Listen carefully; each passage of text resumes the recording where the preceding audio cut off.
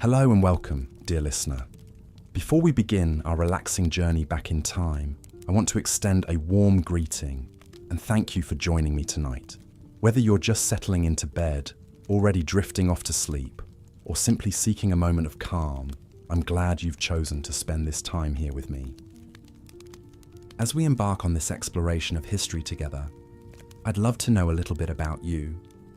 If you're so inclined, please leave a comment sharing where in the world you're tuning in from and what time of day or night it is for you right now. Are the stars out where you are? Is the sun just beginning to peek over the horizon? Knowing that we're connected across time and space as we delve into the past makes this feel like an even more meaningful shared experience. If you find yourself enjoying this style of soft, leisurely storytelling that weaves together history and narrative, I invite you to subscribe so that you can easily drift off to more calming tales in the future. There's something uniquely soothing about quietly absorbing fascinating details about times gone by as you unwind and let your mind wander. Think of it as a bedtime story for your forever curious spirit. Tonight, we'll be turning the pages of time back to feudal Japan, an era spanning from the 12th to the 19th century. We'll immerse ourselves in the daily lives of the peasantry and explore what made their existence so challenging. But before we descend into the gritty realities, let's first set the stage with a more idyllic scene. Picture, if you will, a small village nestled in a lush valley surrounded by mist-shrouded mountains and whispering bamboo forests. Thatched roofs dot the landscape, sheltering humble homes with earthen walls and woven tatami mats. The air is filled with the soft clamour of rural life, the distant ringing of a temple bell, the gentle murmur of a stream, the occasional lowing of an ox. Tender green shoots of rice sway in the paddies that terrace the foothills, lovingly tended by weathered hands. Woven hats bob amidst the fields as men, women and children alike toil under the warm sun, their backs bent in an ancient dance of planting, weeding and harvesting. There is a timeless rhythm to their days, dictated by the turning of the seasons and the capricious hand of Mother Nature. At first glance, it might seem a simple, even peaceful existence, but hardship lingers in the worn creases of smiles, in the calluses on palms, in the quiet sighs at day's end. The tranquil surface belies an undercurrent of difficulty and injustice, the weight of which we will soon uncover. Though our story is set hundreds of years ago and thousands of miles away, the struggles and triumphs of the human spirit remain a common thread that binds us across the ages. In learning of their lives, perhaps we will discover a newfound gratitude for our own, and as we drift off to sleep, their memories might mingle with our dreams, a reminder of our shared humanity echoing in the chambers of history. But we're getting ahead of ourselves. Let us first meet a young rice farmer named Jiro and his family, through whose eyes we will witness the unfolding of an era. In feudal Japan, society was rigidly structured into a hierarchy of social classes. At the top sat the emperor and the court nobility, followed by the powerful warrior class known as the samurai. Below them were the artisans and merchants, and at the very bottom, supporting the entire social edifice, were the peasants. Jiro was born into this lowly class, inheriting a life of servitude and backbreaking labour from his father and his father before him. In the grand scheme of things, his existence was considered insignificant, his destiny predetermined by an accident of birth. Social mobility was practically non-existent in feudal times. A peasant could never dream of becoming a samurai, no matter how skilled with a blade or how noble of heart. Likewise, a samurai would never stoop to toil in the rice paddies or wed a commoner. Each person had their fixed place in the hierarchy, and to step outside those bounds was to court punishment or disgrace. This rigid structure was exemplified and reinforced by influential figures like Tokugawa Ieyasu, the powerful shogun who ushered in an era of strict social order and stability in the early 17th century. Under his rule, the classes were systematically segregated and their roles clearly defined. Peasants were expected to obediently serve their lords, pay their taxes, and never question their lot in life. For young Jiro and his fellow rice farmers, this meant a lifetime of dawn to dusk labor in the fields, with little hope of ever changing their station. They were the foundation upon which feudal society rested, and yet they reaped few rewards for their vital role. As Jiro stepped out into the misty morning light and gazed upon the verdant paddies stretching before him, he felt the weight of this centuries-old system bearing down on his shoulders. He knew that his path had been preordained, that his destiny was to bend his back and muddy his hands so that others might prosper.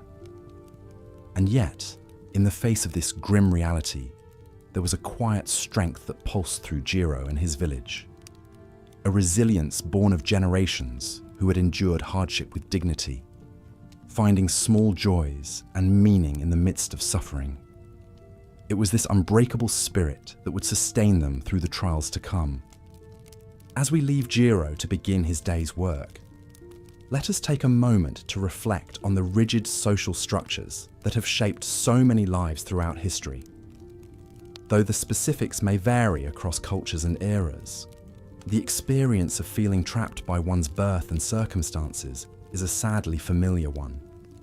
It's a reminder to appreciate the freedoms and opportunities we often take for granted in our modern world. Next, we'll explore more deeply the backbreaking labor that filled the peasants' days and the toll it took on body and spirit alike. But for now, as you sink deeper into your pillow and let your eyelids grow heavy, picture Jiro walking amongst the swaying stalks of green, his face turned up to the golden sun, finding a glimmer of peace in the midst of an unforgiving world. Rest well, dear listener, and let your dreams carry you back to a distant time and a far-off place, where hardship and beauty intertwined like shoots of rice in an ancient paddy. There is much more to come, but for now, simply let the gentle murmur of history lull you into a restful slumber.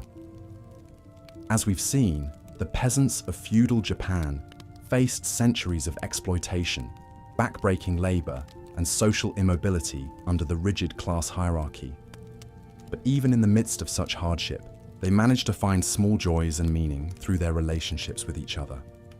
Picture a humble peasant village at dusk after a long day toiling in the rice fields. The smell of cooking fires wafts through the air as families gather in their small thatched huts to share a meager but hard-earned meal. Children chase each other and play in the dirt streets, their laughter echoing off the worn walls. As darkness falls, the villagers come together in the flickering firelight. The elderly spin tales of bygone days and local legends, passing on wisdom and tradition to the next generation. Young couples steal glances at each other, dreaming of building a life and family together against the odds. On special occasions, the village erupts in colour and song for festivals honouring the gods and changing of the seasons. Women clad in simple cotton kimono dance with graceful steps, while the men beat drums and pluck strings in jaunty rhythms. For a brief time, the hardships of daily life fade away, and the community bonds over shared faith and celebration. Even in the face of famine, natural disasters, and punishing taxes, these moments of simple joy and connection gave the peasants something to live for. The family and community ties forged through shared suffering and small pleasures formed a crucial social fabric. Though the feudal system kept them trapped in poverty for centuries, the villagers drew resilience from one another. Huddled together around the hearth on a cold winter's night, a father mends a fishing net while the mother patches old clothes. Grandparents bounce babies on their knees and sing soft lullabies. In these mundane daily rituals, the peasants found a sense of purpose, identity, and belonging. Of course, village life was not always so idyllic. Neighbours squabbled over land boundaries, irrigation rights, and petty slights, jealousies and resentments simmered beneath the surface.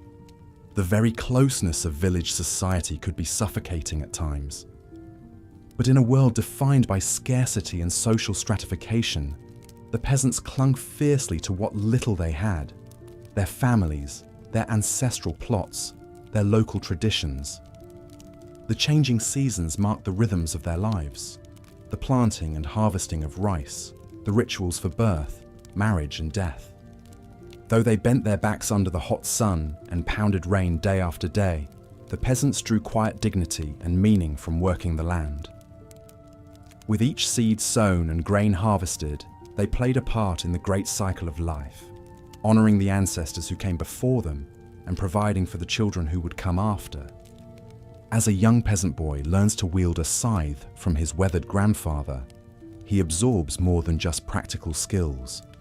He inherits a way of life, a set of values, a sense of his place in the world. The pride in his grandfather's eyes as he masters the tool speaks to something deeper: the passing down of an identity rooted in the soil. So as we drift off to sleep, let us hold in our hearts the struggles and the triumphs of these forgotten peasants. Across the centuries, their quiet courage and resilience in the face of adversity speak to the enduring human spirit. Though their names may be lost to history, their stories live on in the land they tilled and the timeless rhythms of village life that echo to this day. In our modern world of convenience and mobility, it's easy to forget the hardships faced by those who came before us. The peasants of feudal Japan may have lived hundreds of years ago in a society vastly different from our own. But in their struggles to find meaning and joy in a life of unrelenting hardship, we see a reflection of our common humanity. So let us honour their memory and draw inspiration from their quiet strength. As we sink into the comfort of our beds, let us dream of a world where all people, regardless of birth or status, may live with dignity, purpose, and moments of simple happiness. A world that the peasants of feudal Japan could only imagine, but one that we have the power to create together. And as we slip into the realm of unconsciousness, let the gentle rhythms of daily life in a long-ago village lull us into a deep and peaceful slumber. The soft patter of rain on thatched roofs, the distant lowing of oxen in the fields, the low murmur of mothers singing their children to sleep. Let these timeless sounds be a comforting lullaby from across the ages. In our dreams, perhaps we will walk alongside the peasants in their muddy rice paddies and sit with them around the crackling hearth. We will break bread with them, share their sorrows and their hopes, and understand a little more of what it means to be human. For in the end, we are all peasants in the grand scheme of history. Strug. As we ponder the plight of the peasants, it's important to remember that the samurai themselves were not a monolithic group. Among their ranks were both cruel oppressors and more principled warriors who tried to live up to the ideals of Bushido, the way of the warrior. One such figure was Yamamoto Tsunetomo, a samurai who lived in the early 18th century. Born into the saga domain on the island of Kyushu, Yamamoto served as a retainer to the daimyo Nabeshima Mitsushige. However, when his lord died in 1700, Yamamoto was denied the right to follow him into death through the ritual suicide known as junshi. This was because the Tokugawa shogunate had recently banned the practice, trying to curb the loss of able-bodied samurai. Denied this final honor, Yamamoto shaved his head and retired to a hermitage, taking on the name Yamamoto Jocho. There, he devoted himself to pondering Bushido and what it truly meant to live and die as a warrior. Over the next 7 years, Yamamoto dictated his thoughts to a young scribe named Tashiro Tsurumoto. These collected aphorisms and anecdotes would become a book called the Hagakure, which translates to Hidden by the Leaves. Though the Hagakure covered many aspects of a warrior's life, from battlefield tactics to clan politics, some of its most striking passages deal with the treatment of commoners. Yamamoto believed that a true samurai should show benevolence and mercy to the peasants under his protection. In one anecdote, he praises a young lord who forgave the taxes of a village afflicted by famine, saving countless lives. It is a matter of regret to think that one lives in a world where a man dies of hunger before your eyes, Yamamoto wrote. If one has even a little bit of a samurai's power, he should use it to save people's lives. These words stand in stark contrast to the cruel indifference shown by many warriors of the age. For most samurai, the peasantry was little more than a resource to be exploited, their lives and labors disposable. Tales abound of callous samurai cutting down farmers for minor slights or perceived insolence. The right of kirisute gomen, which allowed a warrior to strike down a commoner with impunity, was a terrifying emblem of this unequal power dynamic. But Yamamoto argued that such wanton cruelty was beneath a true follower of Bushido. He believed that samurai should embody the virtues of wisdom, courage, and benevolence, protecting the weak rather than preying upon them. Only then could a warrior earn the respect and devotion of the common folk. A samurai should always keep in mind the precept to be devoted to the people, he wrote, and so he should try to make the people entrust themselves to him. If he has their trust once, then they will follow him anywhere. The samurai can depend on such people. Yamamoto's words, recorded in the Hagakure, would go on to shape perceptions of the samurai ideal for generations to come. In the tumultuous years after the fall of the Tokugawa shogunate, nationalists would seize upon his concept of Bushido to promote loyalty and self-sacrifice in service of the emperor and the state. But the core of Yamamoto's philosophy was a call for compassion and justice, even in a brutally hierarchical age. He understood that true strength came not from oppressing the weak, but from protecting them. It was a message that many of his fellow samurai failed to heed, to the great detriment of the peasantry they ruled over. As we lie here in the dark, our minds drifting back across the centuries, it's comforting to know that even in the bleakest times, there were glimmers of humanity and conscience. Warriors like Yamamoto Tsunetomo, who saw the value in every life, no matter how humble. Their example may have been the exception rather than the rule, but it reminds us that the human spirit can find light, even in the darkest of ages.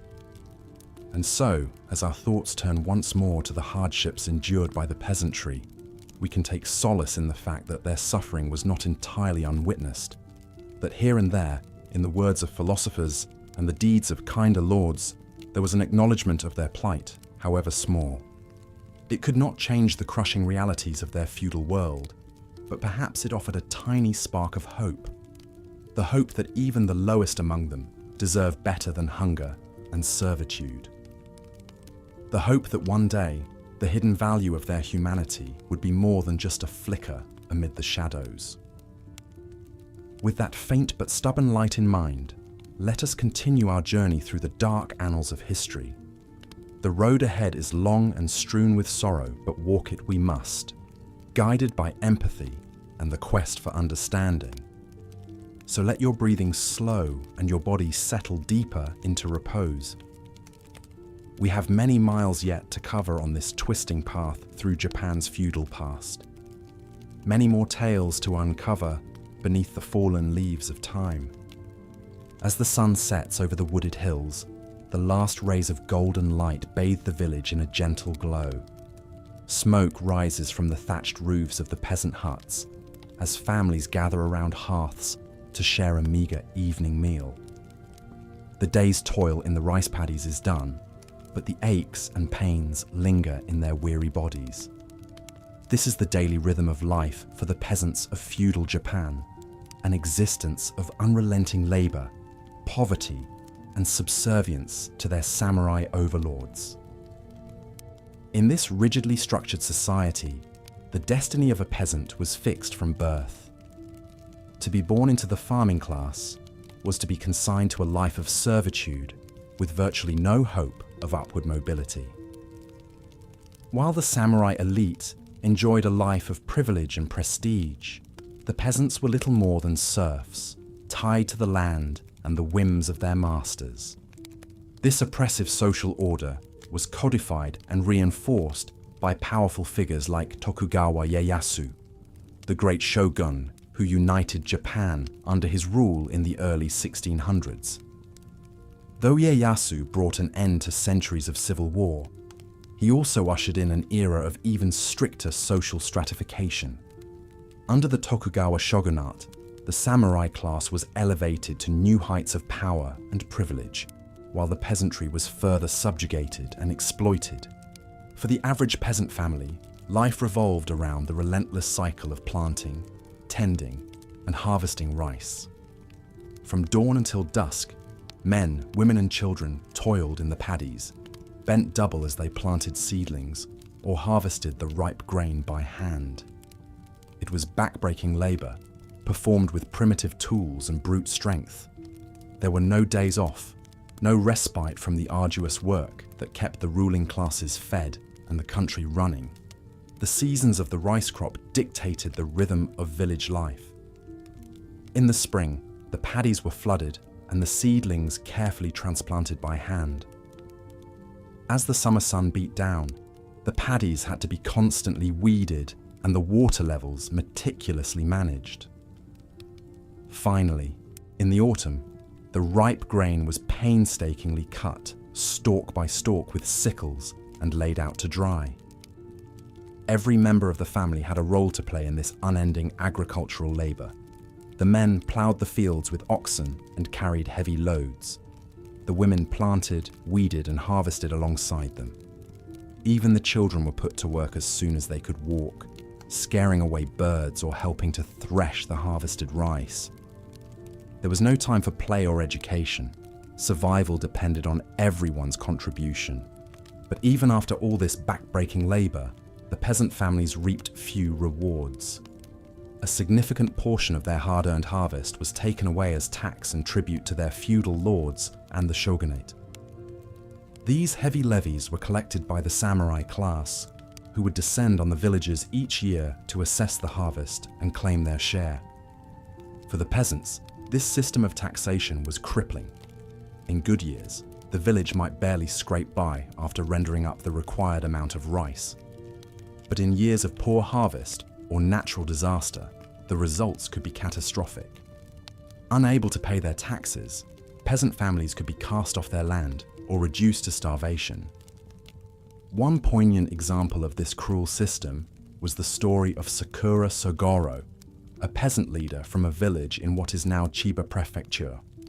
In the year 1653, after a series of poor harvests and heavy taxation, Sugoro and his fellow villagers were left on the brink of starvation. In desperation, Sugoro traveled to the capital of Edo to petition the shogun directly for tax relief. It was an extraordinary act of courage and defiance for a mere peasant to challenge the authority of his samurai overlords. Sugoro managed to present his petition at the gates of the shogun's castle, but his pleas fell on deaf ears. Not only was the petition rejected, but Sugoro was arrested and executed for his impudence. His fellow villagers, who had accompanied him on the journey, were also punished and exiled. The tragic story of Sakura Sugoro exemplified the hopelessness and injustice of life for Japan's feudal peasants. They were utterly at the mercy of the samurai class, who had almost unlimited power over them. The concept of kirisute gomen, which allowed a samurai to strike down a commoner for any perceived slight or disrespect, was a chilling reminder of this imbalance of power. Faced with such oppression and exploitation, it was little wonder that peasant villages often teetered on the brink of survival. One bad harvest or natural disaster could spell ruin. Famines became increasingly common in the later years of the Tokugawa period, as population growth outstripped agricultural production. In the year 1732, a devastating famine known as the Kyoho famine ravaged the country after a series of prolonged droughts and crop failures. Desperate peasants were reduced to eating grass, tree bark, and even clay to survive.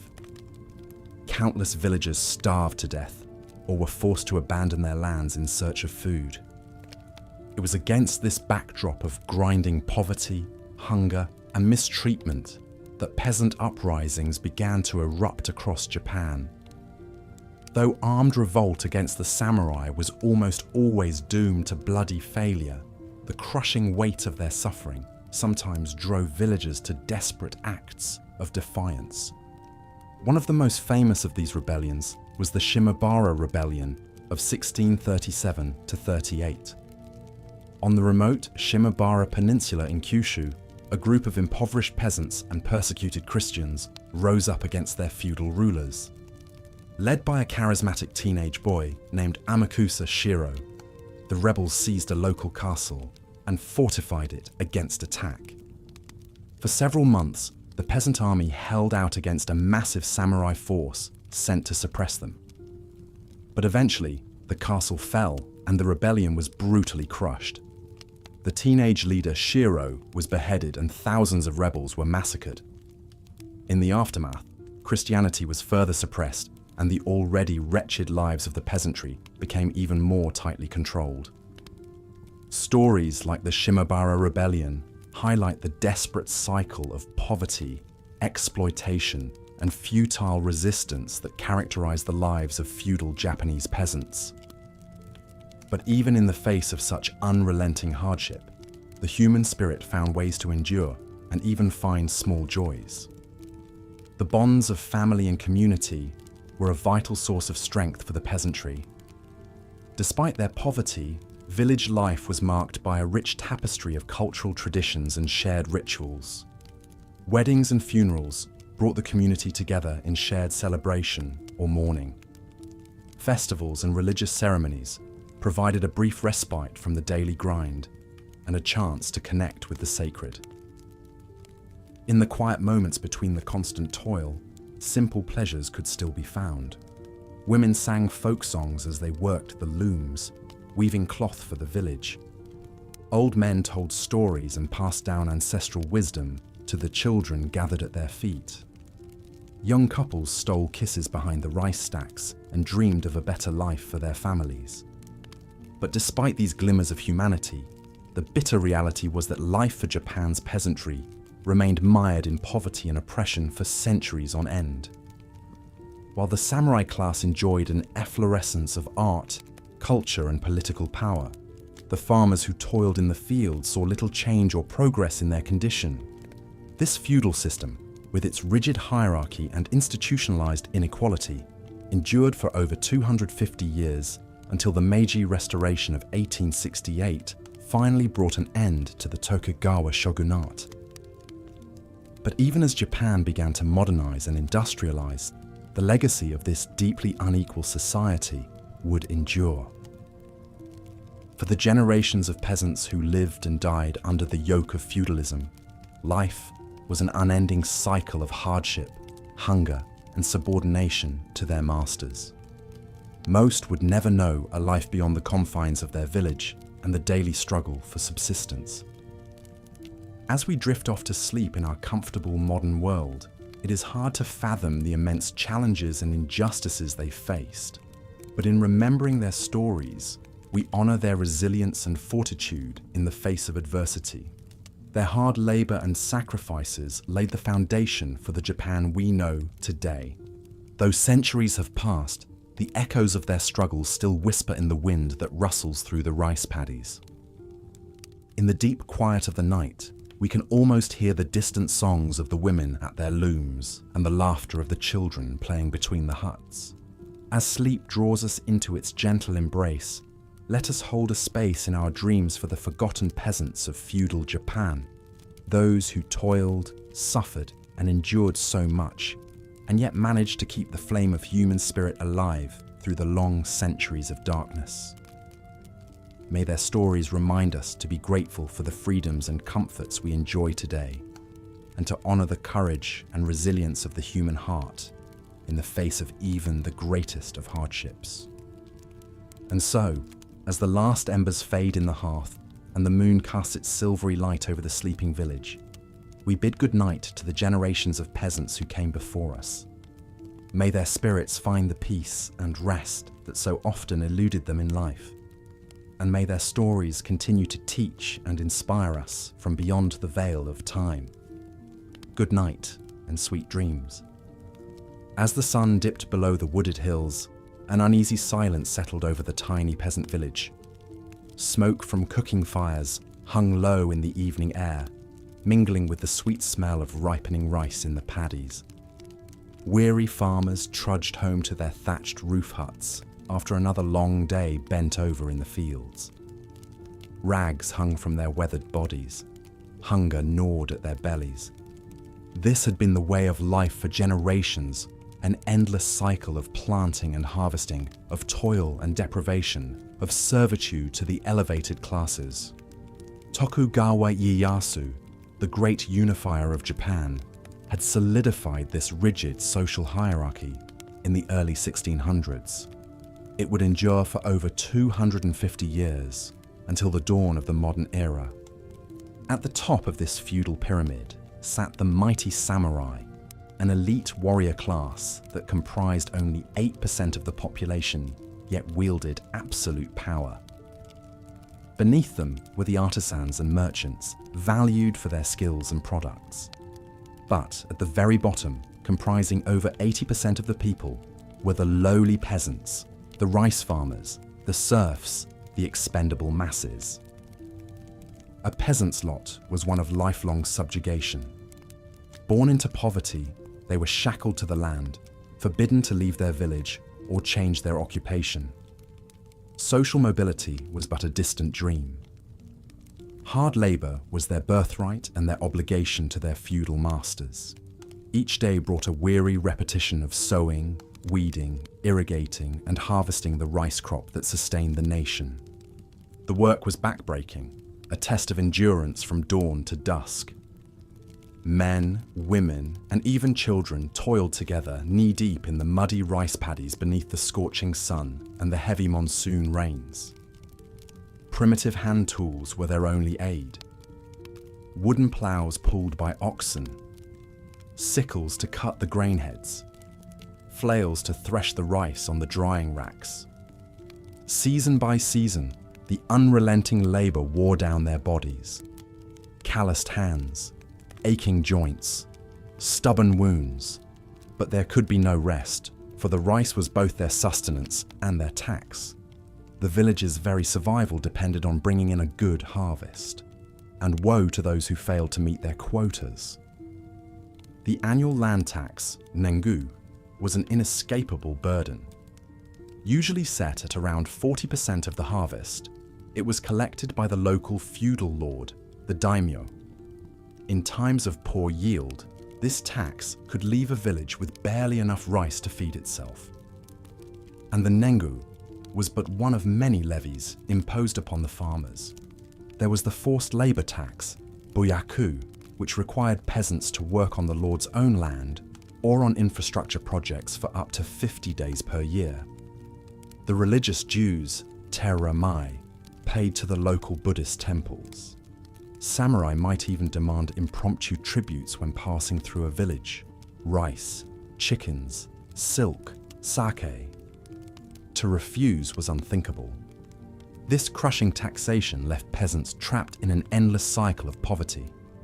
There was little chance of ever getting ahead or building up food reserves. When the weather was favorable and the harvest plentiful, they could just barely get by, but one poor crop could spell disaster. And so it was for the village of Akanuma in the summer of 1732. After an unusually cold, wet spring, the rice stalks grew stunted and yellow, their grains shriveled and discolored with mold. As the meager harvest came in, the headman, Goro, grew increasingly anxious. There was not enough rice, not nearly enough, to feed the village and still pay the nengu. Goro was a proud man who had served the village for over a decade. He knew every family, shared in their joys and hardships. The thought of them going hungry tore at his aging heart. Surely the daimyo's magistrate would understand their plight. Surely he would agree to reduce the taxes. just until the village could recover. It was their only hope. With great trepidation, Goro set out for the castle town to humbly petition the magistrate. He prostrated himself before the great man and with shaking hands presented his request. But the magistrate was unmoved. Taxes were taxes. Any shortfall would have to be made up next season, with interest. To even ask was an act of impertinence. Goro returned to the village with a heavy heart and gathered the farmers to deliver the grim news. They would have to dig deep into their reserves to borrow rice against future harvests just to scrape by. Women wept and children whimpered with hunger, and an impotent rage smoldered in the eyes of the men. But what choice was there? A peasant could not appeal a magistrate's decision. They could not protest or negotiate. They were but cogs in the machine of the rice economy, powerless and insignificant. The calloused hands that fed the nation were the weakest in the realm. Perhaps some solace could be found in the village shrine, enchanting the Lotus Sutra by smoky candlelight, or in the squeals of children playing in the rice fields, not yet broken by hardship. Mothers hushed their hungry babies, praying they would never know chronic emptiness. Young couples clung to each other in the night, thankful for the warmth. These were the small graces that made life bearable, the slivers of humanity that even the cruelest tyranny could not stamp out. But they could not fill empty bellies or lighten the feudal yoke. Akanuma would limp on, wounded but unbroken, trapped in a centuries-long stagnation imposed by the samurai lords. For this was the peasant's lot, the price of being born at the bottom of the pyramid. Too poor to escape, too powerless to challenge the system, they were the unseen engine that fueled a feudal machine stacked against them in every way. Without their dawn to dusk toil, their sweat and blood and sacrifices, the nation would crumble. Yet their suffering was invisible, their struggles unrecorded in the annals of the elite. Epic tales would be written of samurai valor and imperial intrigues, while the farmers quietly endured the unendurable. Bowed but not broken, they would plant again next spring with an almost spiritual determination. They would coax life from the earth to ensure the village survived. This was the essence of the peasant spirit, the strength to carry on in a world of unrelenting adversity. As darkness enveloped the village of Akanuma, as exhausted bodies surrendered to slumber, a whisper lingered on the night breeze. It rippled through the emerald rice paddies and danced across the thatched roofs. A whisper of resilience, of human endurance in the face of impossible odds. Perhaps one day this crushing cycle would end. Perhaps one day the rice farmers' sweat would water their own prosperity. But until that distant dawn, they would abide. With an innate, unshakable dignity, they would endure. Across the generations and across the centuries, the beating heart of feudal Japan would carry on. Part 5. Famines and natural disasters. As if backbreaking labor and heavy taxation weren't enough, Japanese peasants also lived under the constant threat of famines and natural disasters. With little food stored up and few reserves, agrarian villages were precariously vulnerable to the whims of weather and the ravages of nature. Imagine the scene. A small, thatched hut hamlet nestled in the mountains, its rice paddies stretching out in neat green terraces. The villagers toil from sunrise to sunset, tending their precious crops with care and devotion. Their very lives depend on the success of the harvest. But one summer, the rains fail to come. The skies remain ominously clear day after day, and the paddies begin to dry out. The rice stalks wither and droop, turning brittle and yellow under the merciless sun. Prayers are offered, rituals performed, but to no avail. With heavy hearts, the peasants watch their crops shrivel and their hopes for the future evaporate. As the drought drags on and meager supplies run low, an uneasy desperation takes hold. The children cry out with hunger, their normally vibrant eyes dull and listless. Parents give up their own meals to nourish their young. The elderly and infirm began to succumb. Once joyful village life turns grim and subdued as starvation stalks ever closer. Finally, the famine takes its terrible toll. Whole families waste away, perishing together in their huts. The survivors are left shattered and reeling, facing the grim prospect of rebuilding their lives from ashes. This scene played out all too often across feudal Japan, as merciless cycles of drought and blight decimated crops and shattered agrarian communities. But it wasn't just the lack of rain that peasants had to fear. Japan's rugged islands are also prone to typhoons, floods, earthquakes, and tsunamis. When disaster struck, it showed little mercy for the meager dwellings of the poor. Picture a different village, this one tucked along a misty river near the coast. Here, life revolves around fishing as much as farming, with peasant men hauling nets while women mend and weave. All is well until one fateful autumn day when black storm clouds gather on the horizon. As the typhoon roars ashore, ripping tiles from roofs and sending peasants scrambling for shelter, the river swells and rises. Lashed by blinding sheets of rain, it leaps its banks and surges into the village, a churning wall of brown water. Amidst the chaos of whipping winds and pelting rain, panicked families try desperately to save their loved ones and salvage precious belongings. Mothers clutch wailing children, the elderly are dragged to higher ground, but many are simply swept away by the raging current, plunged into watery oblivion. When the skies finally clear, the survivors emerge from the wreckage of their homes to an unrecognizable landscape.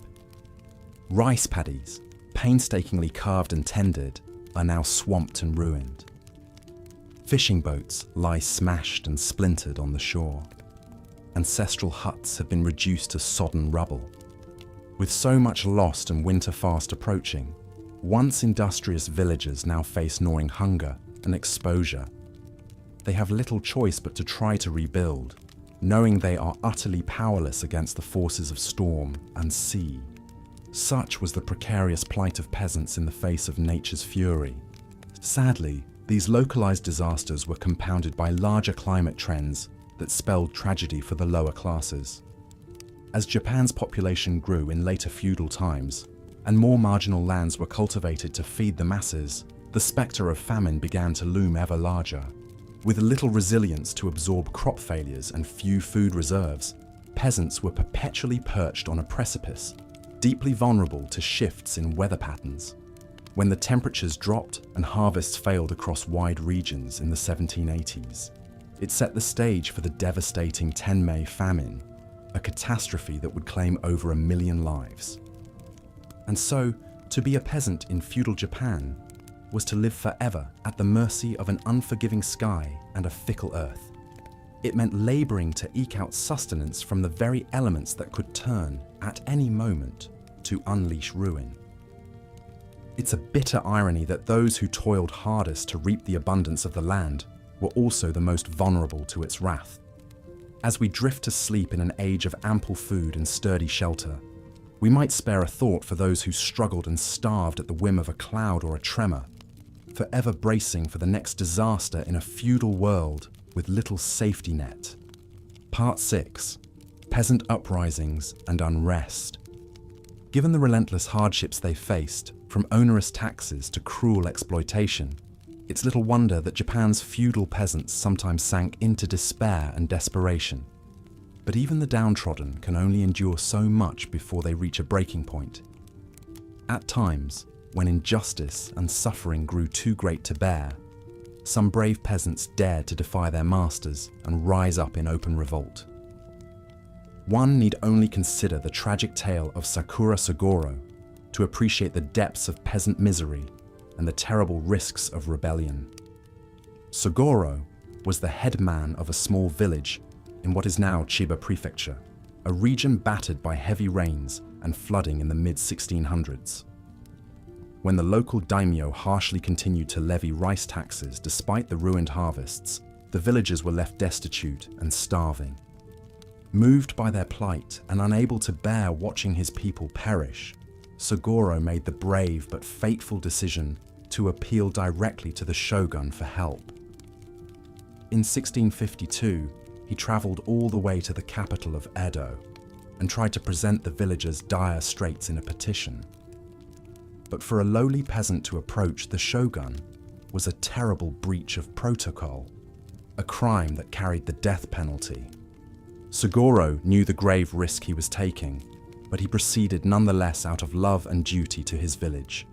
In the end, his courageous plea was cruelly rejected. Not only was he executed for his impudence, but his wife, children, and even grandchildren were also put to death as a warning against peasant disobedience. His whole family was wiped out, dying for the crime of daring to question their lot. Yet even this horror failed to fully quell the embers of peasant defiance. The decades to come would see more and more villagers driven to desperation by mistreatment and starvation. Some fled the land and became outlaws. Others banded together to attack and rob the estates of the wealthy. But the most dramatic expression of peasant anguish came in the form of outright armed uprisings. Though such revolts were put down ruthlessly, they still erupted with a shocking regularity across the later feudal period as conditions deteriorated. The 1637th Shimabara Rebellion is a prime example of this explosive unrest. On the Shimabara Peninsula, a toxic mix of religious persecution of Christians, harsh taxation, and cruel treatment by samurai lords finally drove long-suffering peasants to rebel. Along with masterless Ronin samurai, they took up swords, spears, and even farming tools and rose up against their overlords in open defiance. For months, these desperate rebels fought bravely against the armies of the shogun, even seizing and fortifying a castle. But in the end, the woefully outmatched peasants and their allies were surrounded, besieged, and ruthlessly annihilated. After a long and bloody struggle, the Shimabara castle fell, and some 37,000 rebels, men and women both, were massacred.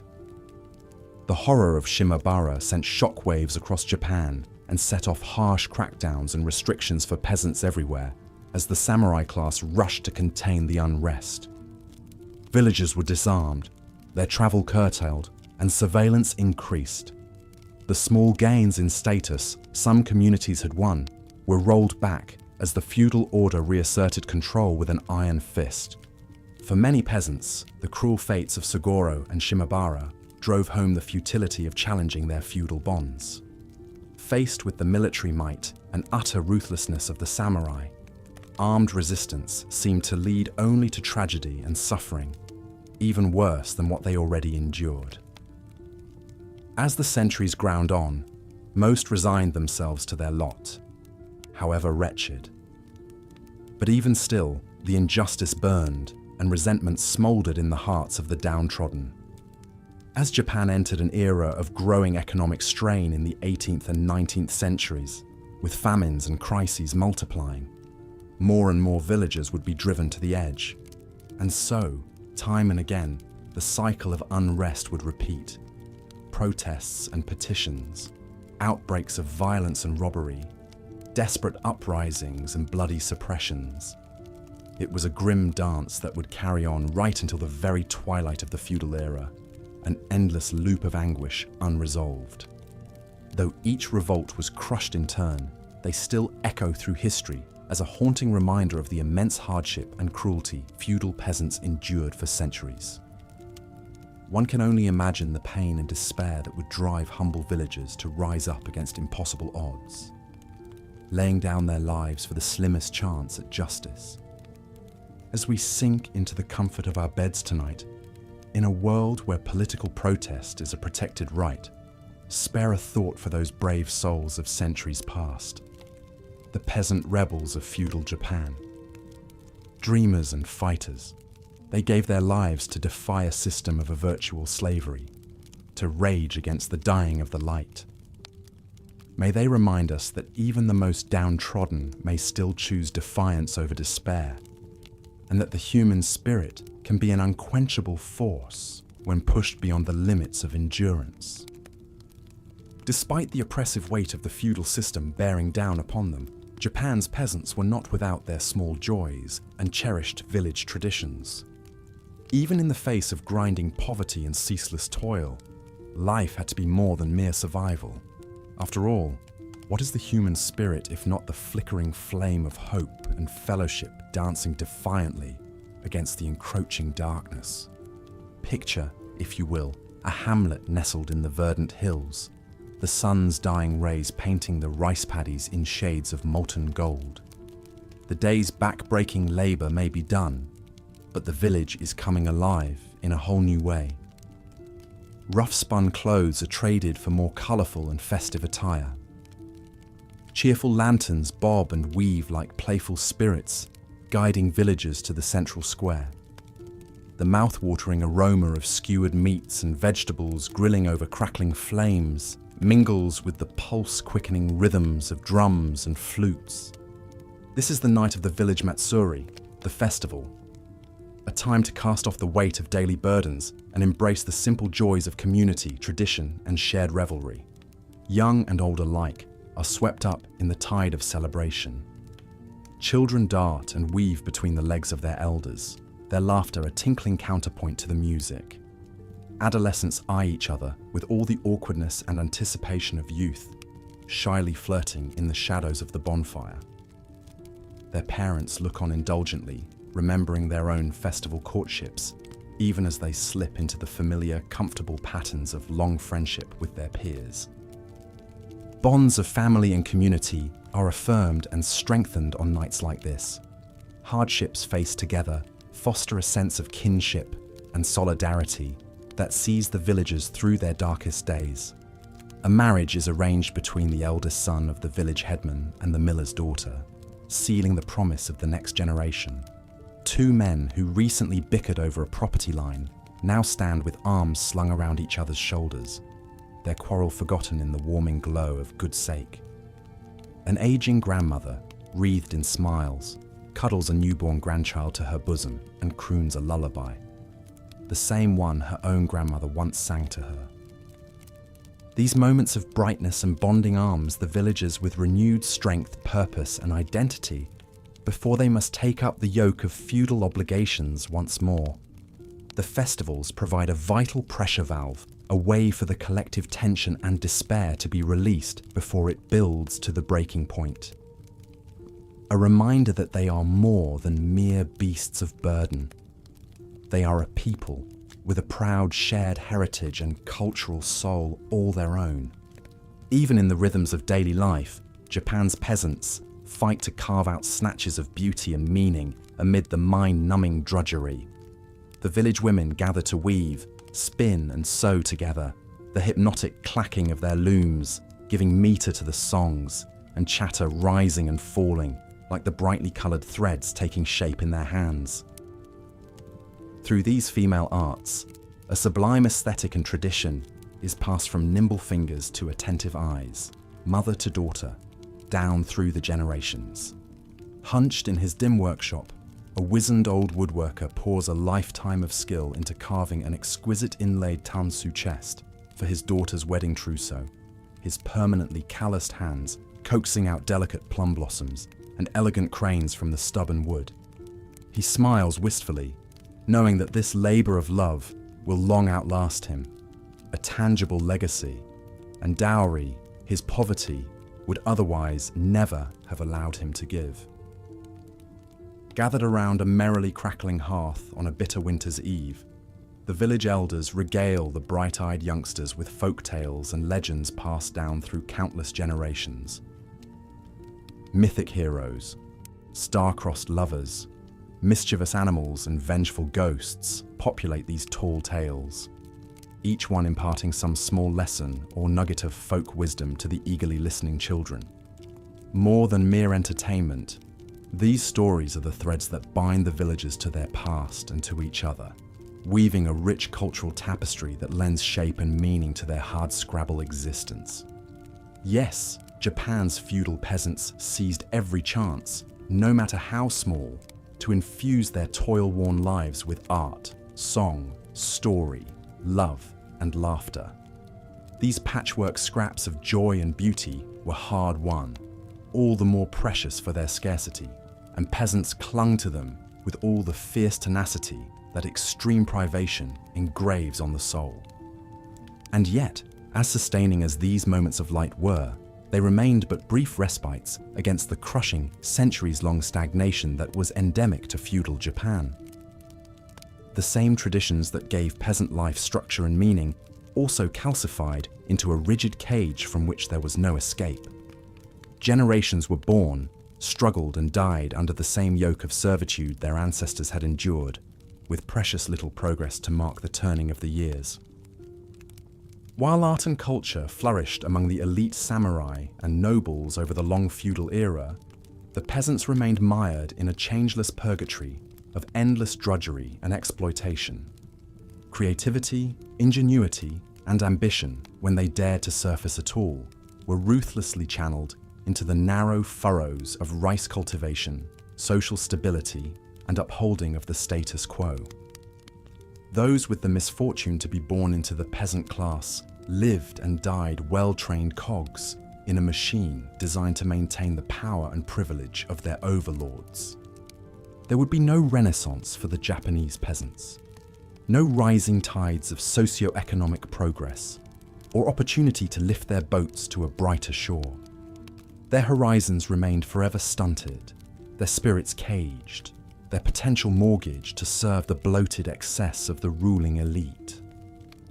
The flames of their innate human brilliance and vitality were banked to a mere flicker, constrained to casting what little warmth and illumination they could into the hovels and huts of their unchanging ancestral villages. Only with the dawn of the Meiji Restoration in the mid-19th century did the first cracks finally begin to appear in the edifice of feudal oppression that had confined Japan's peasants for so long. But even then, deeply entrenched social hierarchies and attitudes were slow to crumble, the shackles of an inherited underclass not easily thrown off after so many generations of conditioning. A new Japan was emerging into the modern world, but the long-suffering souls who had toiled for centuries under the boot of feudalism would be among the last to see the light. And so we return to the peasant village as the moon rises and the festival fires burn low to embers. The lanterns wink out one by one, and the weary revelers return to their humble homes to rest for a few scant hours before a new day of toil dawns. Yet they carry the glow of the celebration in their hearts, a talisman against the hardships to come. In whispered prayers and in fitful dreams, their ancestors call to them down the long, winding path of history, urging them to endure, to persist, to carry the flame of their people forward however they can. There is a certain poetry in this image of the slumbering peasant, snatching a few moments of hard-won peace between the daily battles of survival. We may be separated from their world by vast gulfs of time and progress, but there is still something deeply recognizable, even relatable, in their fundamental humanity, their stubborn resilience in the face of adversity, the way they fought to carve out meaning and beauty in a life of such constraint. As we drift off into dreams ourselves, safely cocooned in the realized promises of modern comfort and stability that they could scarcely imagine, perhaps we would do well to carry a bit of their strength with us, to recognize in their struggle some echo of the universal human condition, and draw inspiration from the way they endured and even found small joys while faced with such crushing hardship. The peasants of feudal Japan may be centuries gone, but their spirit lives on, whispering to us from the mists of history. What stories will we add to theirs? What light will we bring to our chapter of the human tale? In our softly lit, climate-controlled rooms, these are questions to ponder as we slip into the waiting embrace of sleep. The struggles and triumphs of our ancestors have bought us the privilege of that restful reverie. May we use it well. As the sun dips below the wooded hills, Casting long shadows across the rice paddies, the peasants of the village gather their tools and begin the long walk back to their thatched roof huts. Their backs ache from hours bent over in the fields, their hands rough and calloused from gripping the primitive farming implements. Even the children, some as young as 5 or 6, bear the marks of labor on their small hands and feet. Life in feudal Japan was not easy for anyone, but for the peasants, it was an existence defined by unending toil, constant hunger, and the ever-present fear of samurai swords. They were born into this life of servitude with no hope of ever rising above their station. The social hierarchy was rigid and unyielding, a fact reinforced by the great military leaders and samurai who jealously guarded their power and privilege. One such leader was Tokugawa Ieyasu, the founder of the Tokugawa shogunate that would rule Japan for over 250 years. Born into a minor samurai family, Ieyasu rose to become one of the most powerful men in the country through a combination of military prowess, political maneuvering, and sheer ruthlessness. He cemented his control through the implementation of a strict class system that placed the samurai at the top and the peasants at the bottom, with no chance of upward mobility. Under Ieyasu's rule, the lives of peasants were tightly controlled and regulated. They were forbidden from leaving their villages without permission, and their activities were closely monitored by the samurai class. Any sign of disobedience or rebellion was met with swift and brutal punishment, often in the form of public executions or the destruction of entire villages. But even in the face of such oppression, the peasants of feudal Japan found ways to carve out a life for themselves. They developed their own culture and traditions, centered around the rhythms of the agricultural seasons and the bonds of family and community. In the evenings after the work was done, they would gather around the hearth to share stories and songs, finding solace in the simple pleasures of good company and a warm fire. As the night grows dark and the stars emerge over the sleeping village, we can imagine the dreams of those long-ago peasants. Dreams of a life free from hunger and fear, of a world where their children might know something more than endless labor and privation. They could not have known then that their struggles would one day be remembered and honored, that their stories would be told and retold down through the centuries. But in the quiet moments before sleep, perhaps they found some small comfort in the knowledge that they were not alone, that they were part of a long and unbroken chain of humanity stretching back through time. The lives of peasants in feudal Japan were defined by the demanding physical labor of rice farming, a task that consumed their days from dawn until dusk. The work was backbreaking and relentless, requiring endless hours of planting, weeding, and harvesting, using only the most basic of tools. The rice paddies themselves were marvels of ingenuity and hard work, carved out of the hilly terrain by generations of peasant farmers. They were irrigated by complex systems of canals and bamboo pipes, designed to bring water from mountain streams down to the thirsty fields. The planting of the rice seedlings was a delicate and time-consuming process, with each tiny shoot carefully placed into the muddy soil by hand. As the rice plants grew tall and green under the summer sun, the peasants worked tirelessly to keep them healthy and free from pests. They would wade through the flooded paddies, their legs sinking deep into the muck, pulling weeds and chasing away the birds that threatened to devour the ripening grain. It was a never-ending battle against the forces of nature, one that required constant vigilance and backbreaking labor. But for all their efforts, the peasants of feudal Japan reaped few rewards. The rice they grew was not theirs to keep, but was instead handed over to the feudal lords as tax and tribute. The daimyo, the great lords who ruled over the provinces, demanded a significant portion of each village's harvest, leaving the peasants with barely enough to survive on. The story of one such village, a small settlement nestled in the mountains of Honshu, illustrates the hardships faced by peasants across the land. It was a poor village, even by the standards of the time. with little arable land and few resources to draw upon. The villagers scratched out a meager living by growing what rice they could and foraging for wild plants in the forests. One year, the village was struck by a particularly brutal combination of drought and blight, devastating the rice crop and leaving the peasants on the brink of starvation. They pleaded with their feudal lord for mercy, begging for a reduction in the rice tax so that they might have enough to feed their families. But the daimyo was unmoved by their plight and demanded his full share of the harvest, meager though it was. Faced with the prospect of watching their children starve, the villagers made the desperate decision to hide a portion of the rice, hoping to keep it for themselves. But they were betrayed by one of their own, a man who sought to curry favor with the Lord by revealing the village's secret. The punishment was swift and brutal, with the village burned to the ground and its inhabitants left to fend for themselves in the wild. It was a story that played out time and again across feudal Japan, a testament to the unyielding cruelty of the feudal system and the precarious existence of the peasantry. For all their toil and sacrifice, they were ultimately at the mercy of their feudal masters, with little hope of ever escaping the cycle of poverty and oppression.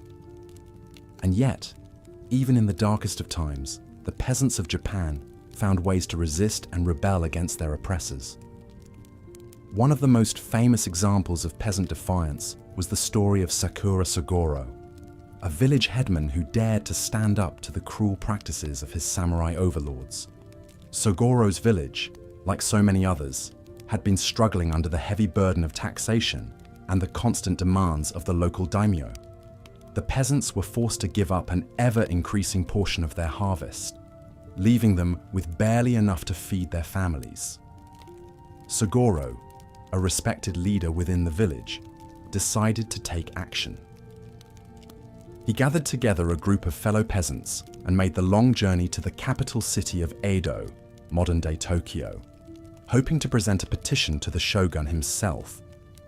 It was a risky move, as peasants were strictly forbidden from directly appealing to the highest levels of government. But Sugoro was determined to seek justice for his people. Arriving in Edo, Sugoro and his companions managed to gain an audience with the shogun's officials, who listened to their complaints with a mix of curiosity and disdain. Sugoro laid out his case, describing the impossible burdens placed on the peasants and begging for relief. But his pleas fell on deaf ears, and he and his companions were turned away. Undeterred, Sugoro decided to take his protest to the next level. In a desperate bid to gain attention, he and his fellow peasants seated themselves outside the shogun's castle gate, refusing to move until their grievances were addressed. It was a bold and unprecedented act of defiance, one that sent shockwaves through the samurai bureaucracy. In the end, however, Sugoro's bravery was met with brutal repression. The shogun's officials, enraged by the peasants' audacity, ordered them to be arrested and imprisoned. Sugoro himself was singled out for particularly harsh punishment and was ultimately executed as an example to others who might dare to challenge the social order. The story of Sakura Sugoro became a legend among the peasantry, a symbol of the indomitable spirit of the common people in the face of oppression. But it was also a reminder of the futility of armed resistance against the might of the samurai class. For centuries, the peasants of Japan would continue to suffer under the yoke of feudalism, with little hope of change or relief. As the years passed, the life of the average peasant in feudal Japan only grew harder and more precarious. The population of the country was growing rapidly, putting ever-increasing pressure on the limited arable land. At the same time, the ruling samurai class was becoming increasingly divorced from the realities of agricultural production, more concerned with the pursuit of art, literature, and military glory than with the well-being of the peasantry. The result was a society that was both highly stratified and deeply unstable, with a growing gap between the wealthy elite and the impoverished masses. Famines became more and more common, as the land struggled to support the burgeoning population and the demands of the feudal lords. For the peasants, these famines were nothing short of catastrophic. With little food stored up and no way to escape the cycle of poverty, they were left at the mercy of the elements and the whims of their masters.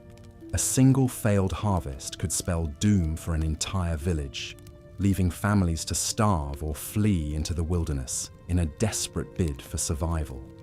One of the worst famines in Japanese history struck the country in the late 18th century during the reign of the Tokugawa shogunate. Known as the Tenmei famine, it was caused by a devastating combination of drought, floods, and crop failures that left millions of peasants on the brink of starvation. Contemporary accounts paint a grim picture of the suffering endured by the common people during this time. Villages were abandoned as families fled in search of food, their emaciated bodies littering the roadsides. Those who remained behind were forced to survive on a diet of grass, tree bark, and even clay, their stomachs distended from the indigestible matter. The Tokugawa government, for its part, did little to alleviate the suffering of the peasantry during the famine. Samurai officials were more concerned with maintaining order and suppressing any signs of unrest than with providing aid to the starving masses. What little relief that was offered often came in the form of loans that only drove the peasants further into debt and despair. It was against this backdrop of misery and oppression that peasant uprisings began to become more and more common in the later years of the Tokugawa period. Driven to desperation by hunger, taxation, and mistreatment, some villages took up arms against their feudal masters in a bid for survival and justice. One of the most famous of these uprisings was the Shimabara Rebellion of 1637 to 1638. A massive peasant revolt that took place on the southern island of Kyushu. The rebellion was sparked by a combination of factors, including religious persecution, oppressive taxation, and the desperation of famine-stricken peasants. Led by a charismatic Christian Ronin named Amakusa Shiro, the rebels seized control of the Hara castle and declared their independence from the samurai authorities. For months, they held out against a massive siege by the shogunate's armies. Their ranks swelled by thousands of peasants from the surrounding countryside. In the end, however, the rebellion was brutally suppressed by the superior military might of the samurai. The castle was stormed, and the rebels were massacred, their leaders crucified, and their families sold into slavery.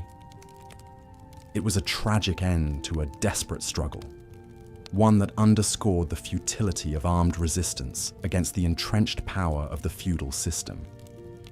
And yet, even in the face of such overwhelming odds, the peasants of feudal Japan found ways to resist and endure. They developed their own culture and traditions, distinct from those of the samurai elite, centered around the rhythms of the agricultural year and the bonds of village life. In the hardscrabble farming villages of the countryside, life was a constant struggle against the elements and the demands of the feudal lords. But it was also a life rich in simple pleasures and small joys, moments of respite from the unending cycle of toil and privation. The women of the village would gather together to weave cloth and share stories, their nimble fingers working the looms as they gossiped and laughed. Children would play in the mud of the rice paddies, chasing frogs and dragonflies with carefree abandon. And in the evenings, the elders would gather around the hearth to share tales of the past and wisdom for the future, passing down the oral traditions of the village from one generation to the next. These moments of joy and connection were precious and fleeting, but they served as a reminder of the resilience and humanity of the peasantry in the face of unimaginable hardship. They were a testament to the enduring spirit of a people who refused to be broken by the cruelties of the feudal system, who found ways to carve out a life of meaning and purpose, even in the darkest of times. But for all their resilience and strength, the peasants of feudal Japan were ultimately trapped in a system that was designed to keep them in their place. to extract their labor and their loyalty while offering little in return. For centuries, the country remained mired in a state of economic and social stagnation, with little progress or development for the vast majority of its people.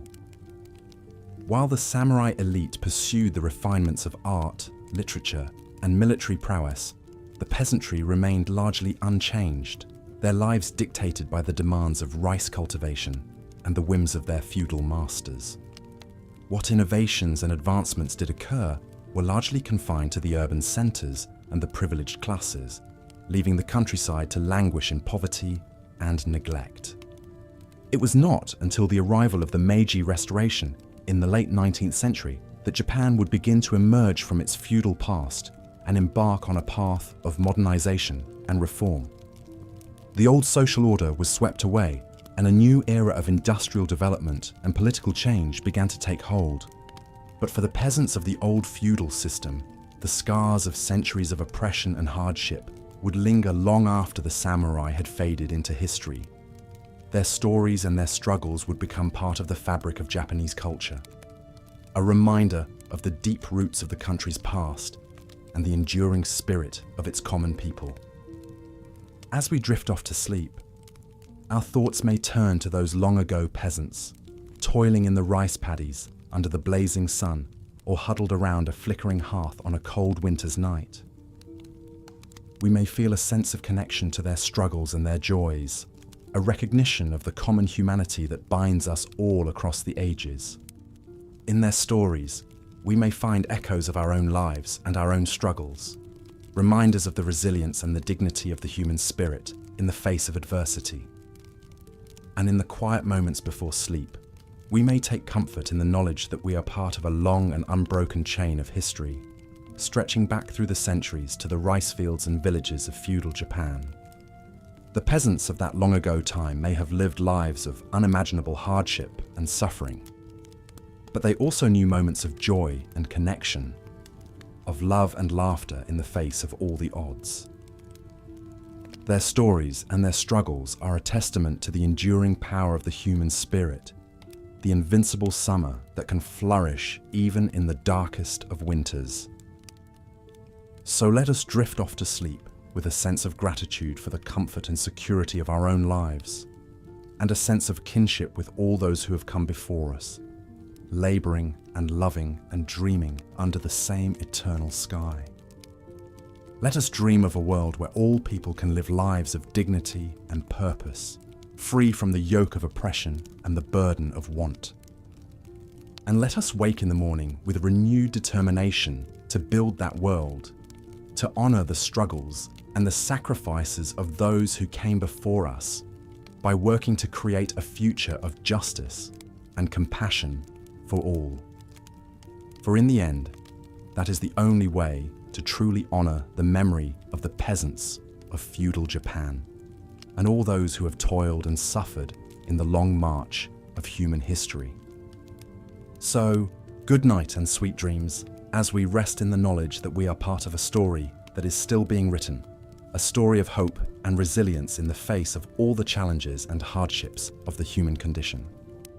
May we find strength and inspiration in the tales of those who came before us, and may we use that strength to build a better world for all those who will come after.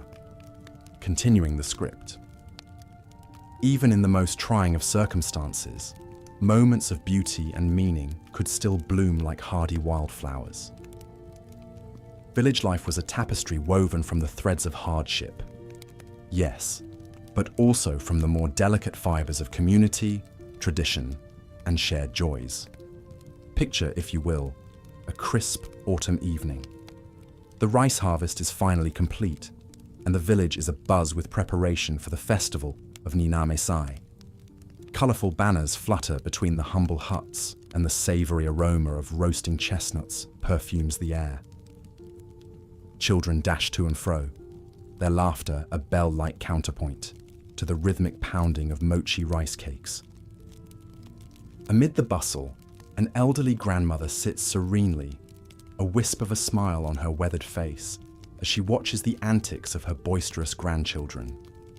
To them, She is a living bridge to the past, a keeper of the village's stories and legends.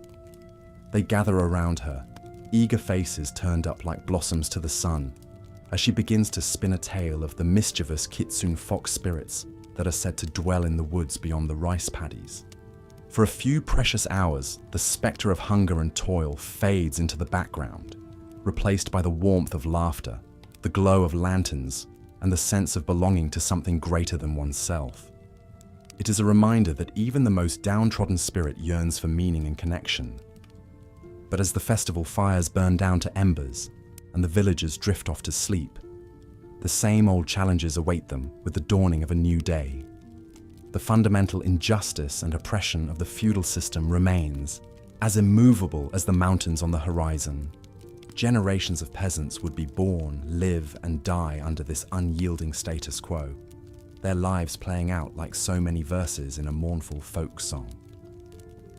While art, culture, and politics evolved in the rarefied world of the samurai and nobility, the lot of the average rice farmer remained largely unchanged, an inheritance of unremitting labor and scarcity handed down from father to son, mother to daughter. It's a sobering thing to contemplate, lying here in the dark, our modern minds struggling to bridge the gulf of centuries. How many nameless souls toiled under the tyranny of this feudal hierarchy? Their suffering lost to history like tears in the rain. How many dreams were crushed under the weight of oppression? How many voices silenced by the implacable hand of fate? And yet, even in the face of such unrelenting adversity, the human spirit endured, in the love between parent and child, in the bonds of community and tradition, in the simple joys of a good harvest or a well-told tale. The peasants of feudal Japan found the strength to carry on, to imbue their harsh lives with slivers of meaning and grace. Their resilience is a testament to the indomitable nature of the human spirit, an ember that refuses to be snuffed out no matter how dark the night. And as we drift off to sleep, our minds filled with the echoes of their stories, perhaps we can draw some small measure of courage from their example. For in the end, the peasants of feudal Japan were more than just voiceless cogs in the gears of history. They were fathers and mothers, sons and daughters, lovers and dreamers. They lived and struggled and found moments of joy in a world that was far too often defined by pain. And in doing so, they left a legacy of resilience and quiet dignity that still resonates down through the ages. So let us honor their memory, even as we count our blessings in this modern age. And let us never forget the hard-won lessons of their lives. That hope can spring eternal even in the darkest of times, and that the human spirit, though often tested, is ultimately unbreakable.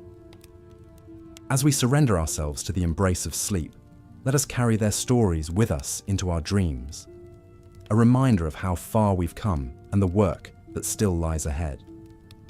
For in the end, the tale of the peasants of feudal Japan is not just a dusty footnote in the annals of history. It is a living testament to the enduring power of the human heart, and a challenge to us all to build a world where such suffering is but a fading memory. Small joys and simple pleasures were a precious respite from the toil and struggle of peasant life. After a long day bent over in the rice fields, with muscles aching and hands blistered, returning to the village at dusk offered a chance to connect with family and neighbours. Gathering around a hearth fire, sipping weak tea, and sharing a meagre meal of rice and vegetables, families could take comfort in being together and off their feet, if only for a short while before an early bedtime. Children too young to work would play humble games with pebbles, sticks and rags, laughing and chasing each other through the dirt lanes between thatched huts. Their voices and pattering feet brought a sparkle of levity and life to the weary atmosphere. Elderly grandparents, too frail for fieldwork, would sit outside in the fading light, smoking pipes and sharing stories of the past. They spoke of ancestors, lean years long ago, and village legends, fantastic tales of mischievous fox spirits and mountain goblins that made the young ones gasp and giggle. These oral traditions passed the time and also passed down a sense of identity and belonging rooted in this rustic place. Most peasant villages held several festivals throughout the year, often linked to the agricultural calendar and Shinto or Buddhist faith. Though a far cry from the lavish celebrations of the cities with their colourful processions and myriad food stalls, village matsuri still offered a joyous break from the daily grind. Women would weave and dye simple cotton decorations to hang outside homes and around the humble wooden shrine. Children gathered wildflowers to make offerings at the altar, hoping for blessings of good weather and harvests ahead. Drummers and flutists, though not always skilled, lifted spirits with traditional tunes. What little special food could be had was shared out among all, perhaps some mochi rice cakes, a simmered vegetable stew, even a carefully rationed jug of sake. For a few merry hours, cares were forgotten, and the sense of fellowship and face flourished. Neighbours who squabbled over a boundary marker earlier that week would share a cup and a laugh together. Young people especially looked forward to festival time as a chance to socialise and perhaps glimpse a future partner. With marriage, usually arranged by families in the peasant class, Matsuri offered a rare opportunity for young men and women to interact more casually, walking and talking together as they admired the modest festivities. A shy smile, a shared sweet, hands brushing as they circled the shrine. Such little moments gave rise to big dreams of domestic happiness in the future, when youthful toil would give way to the next generation of village life. Of course, these festivals were just occasional breaks in the long march of hardship that was the peasant experience. But they were crucial nonetheless, something to look forward to, memories of joy and belonging to sustain the spirit through harsher times. For in truth, harsh times were never far off in feudal Japan if you were unfortunate enough to be born a peasant. Century after century, the basic pattern of rural life remained largely unchanged, an endless cycle of planting and reaping, sweating and surviving, with little hope of anything more. While peasants gritted their teeth and endured this existence from sunrise to sundown, the upper echelons of society lived a very different life. In the great castle towns like Edo and Osaka, samurai lords and ladies pursued refined arts and leisure in their elegant homes. Tea ceremonies, flower arranging, poetry composition, and other genteel pastimes whiled away their hours.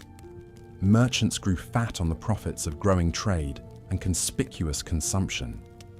Artists and performers found lucrative patronage for their talents among those with wealth and taste.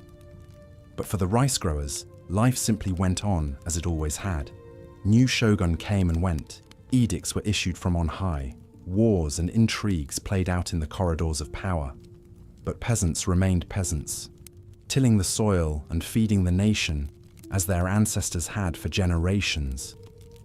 A bad harvest or cruel overseer could spell disaster for a village, while the political maneuverings of those above rarely trickled down to improve daily life.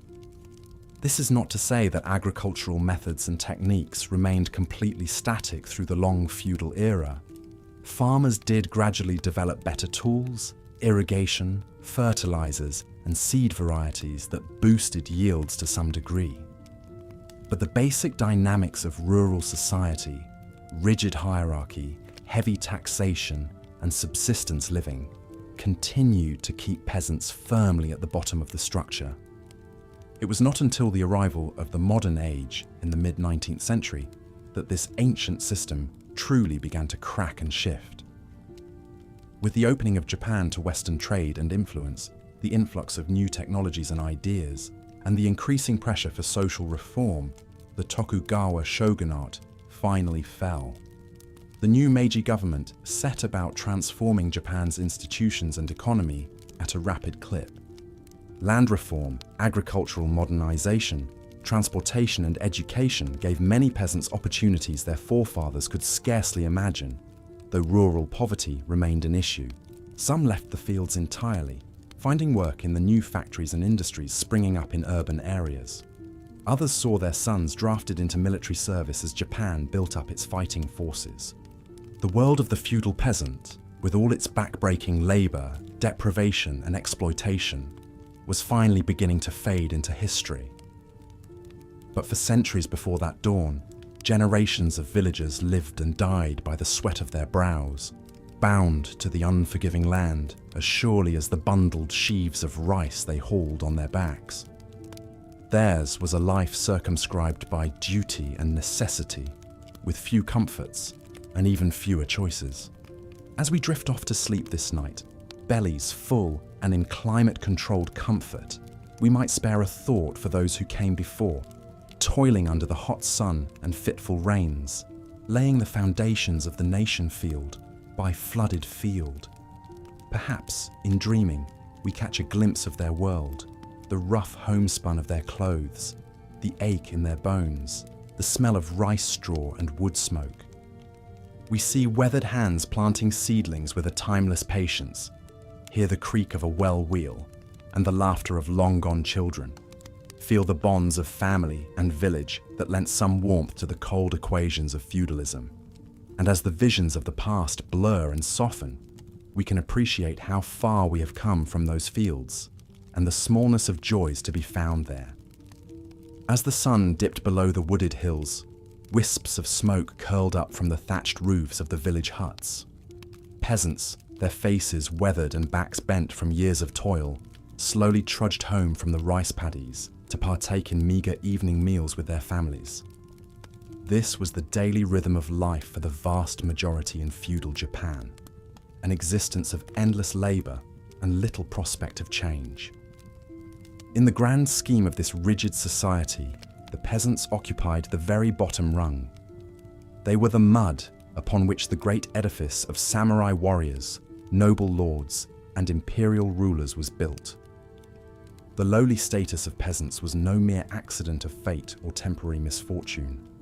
It was a meticulously designed and ruthlessly enforced social order. At the pinnacle of this hierarchy stood formidable figures like Tokugawa Ieyasu, the great shogun who unified Japan under his iron-fisted rule in the early 1600s. Ieyasu codified the class system into immutable law, decreeing that the warriors shall rule, the peasants shall toil, and never the two shall meet. Under his reign and those of his successors, class mobility became nigh impossible. A peasant would live and die as a peasant, with no hope of ever rising above their station. This was the inescapable reality for generation upon generation, a crushing cycle of poverty and servitude. From the moment they were old enough to walk, peasant children joined their parents in the fields, their small hands gripping primitive tools as they learned the back-breaking trade that would define their lives. Season after season, from the first blush of spring through the searing heat of summer and into the biting cold of winter, the peasants labored from dawn until dusk to coax rice from the unyielding earth. Knee-deep in muddy paddies, they would plant, tend, and harvest, their bodies permanently stooped and calloused from the ceaseless toil. An old saying held that a farmer's sweat must drip onto the soil before he dared to partake of its produce. Yet for all their relentless effort, the fruits of the peasants' labor were not theirs to freely enjoy. A crushing burden of taxes and tribute hung over every village like a suffocating shroud. Lords and samurai, from their lofty keeps, demanded an ever-growing share of each harvest, leaving the peasants with barely enough to survive. Season after season, officials would tally up the rice yields, calculating down to the last grain how much each village owed their masters. Woe betide any community that failed to meet its quota. Desperate peasants, faced with hunger and the wrath of the collectors, would borrow heavily, only to sink deeper into debt and servitude. The story of one such ill-fated village comes down to us from the 16th century. After a string of poor harvests left them unable to pay their onerous taxes, the villagers were forced to make a fateful choice. Who among them would sell themselves into bondage to make up the shortfall?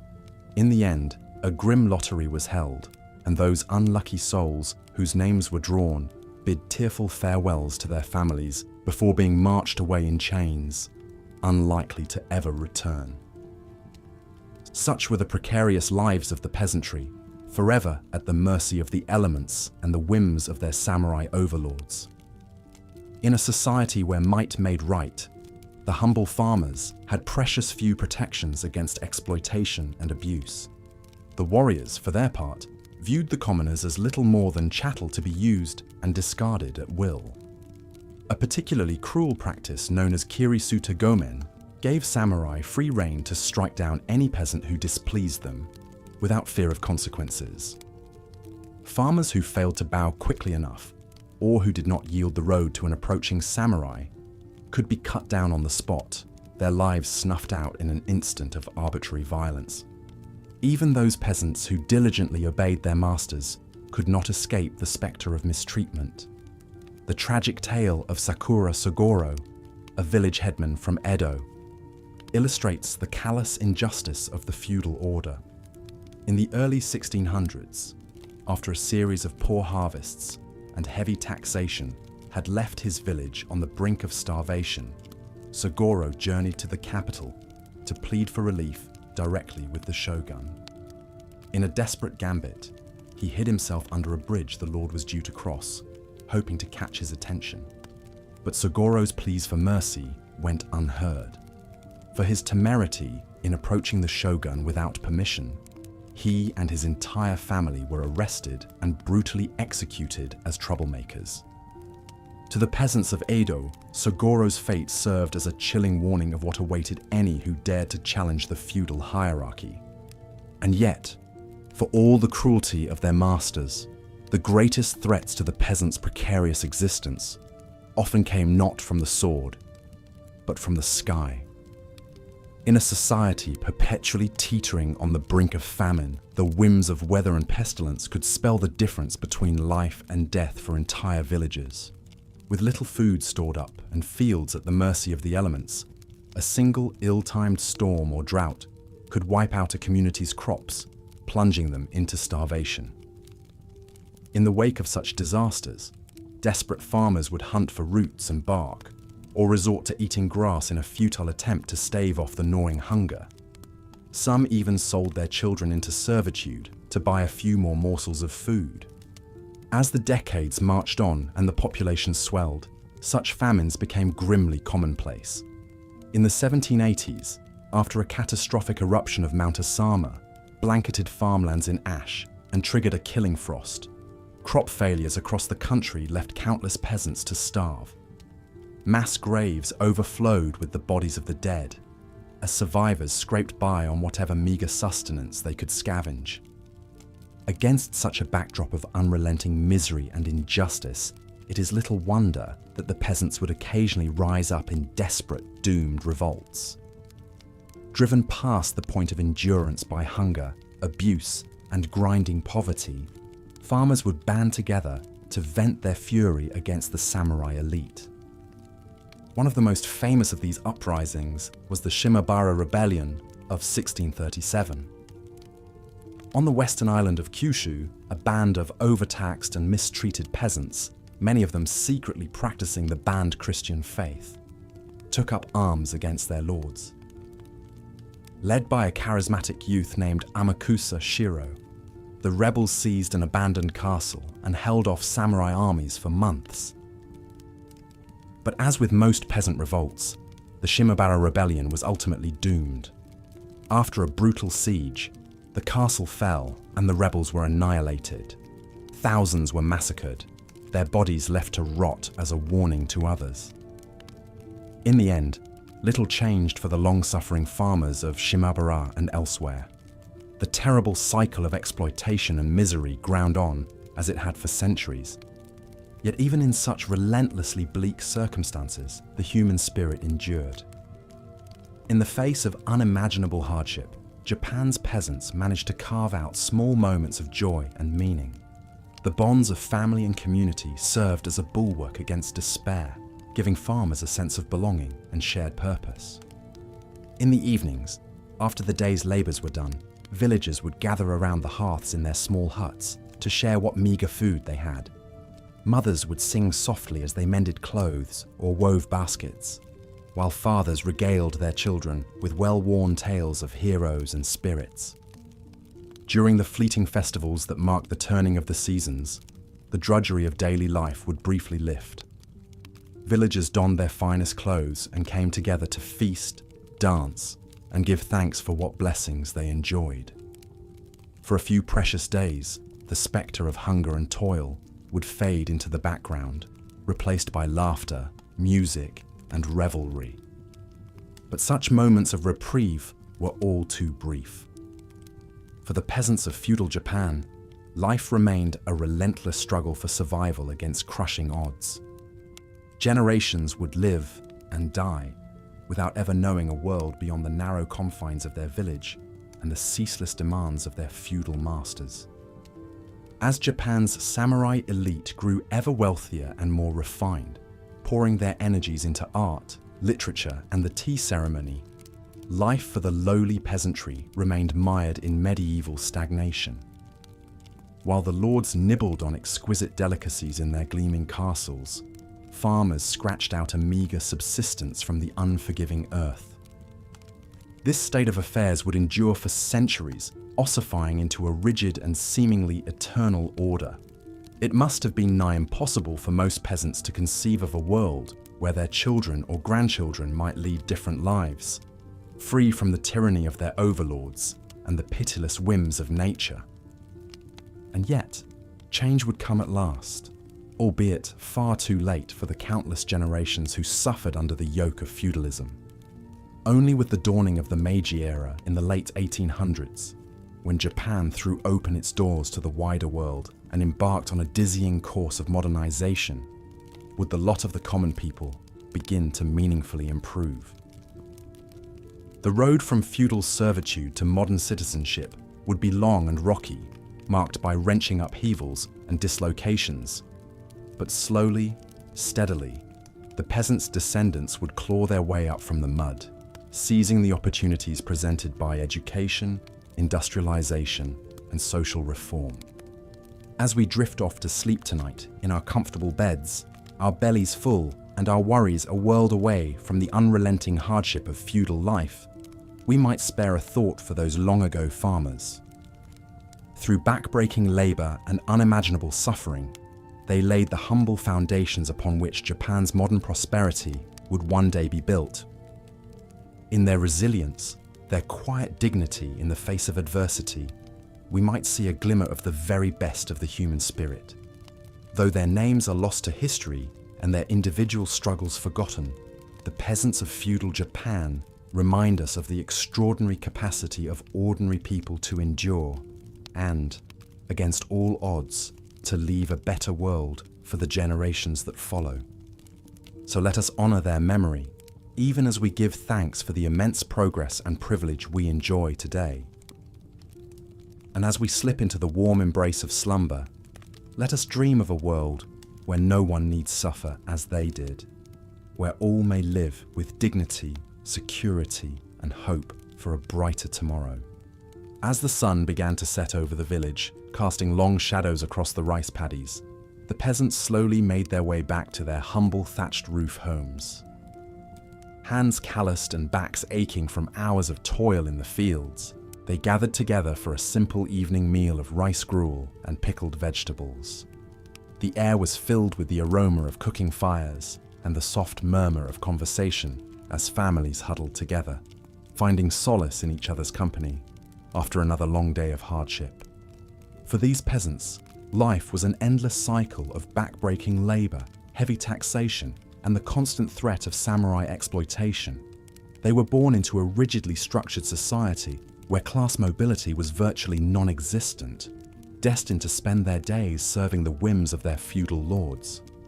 Even the most diligent and skilled among them could never hope to rise above their station, forever bound to the land and the mercy of those who ruled over them.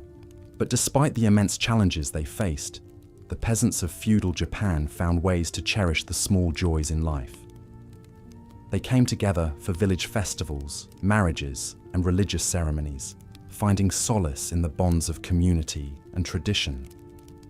In the evenings, women would gather to weave and sing, their voices rising in haunting melodies that spoke of love, loss, and the resilience of the human spirit. Old-timers would regale children with tales of generations past, passing down the wisdom and folklore that had sustained their people through countless hardships. One such figure who embodied the indomitable spirit of the peasantry was a humble farmer named Taka. Born into a life of poverty and toil, Taka had known nothing but the relentless demands of the rice fields since childhood. With a quick wit and a kind heart, he became known throughout the village for his ability to bring a smile to even the weariest of faces. When a devastating typhoon struck the region, destroying crops and leaving many families destitute, Taka worked tirelessly to help his neighbors rebuild, sharing what little he had and rallying the community together in the face of adversity. Despite his best efforts, however, Taka and his fellow peasants continued to suffer under the oppressive yoke of the samurai class. The warrior elite, exemplified by figures like the ruthless warlord Hideki, saw the peasantry as little more than chattel to be exploited and abused at will. Under the brutal practice of kiri-suit gomen, samurai were granted the right to strike down any commoner who dared to offend them, leaving the peasants to live in constant fear for their lives. As the years passed and the population grew, life for the peasants only became more precarious.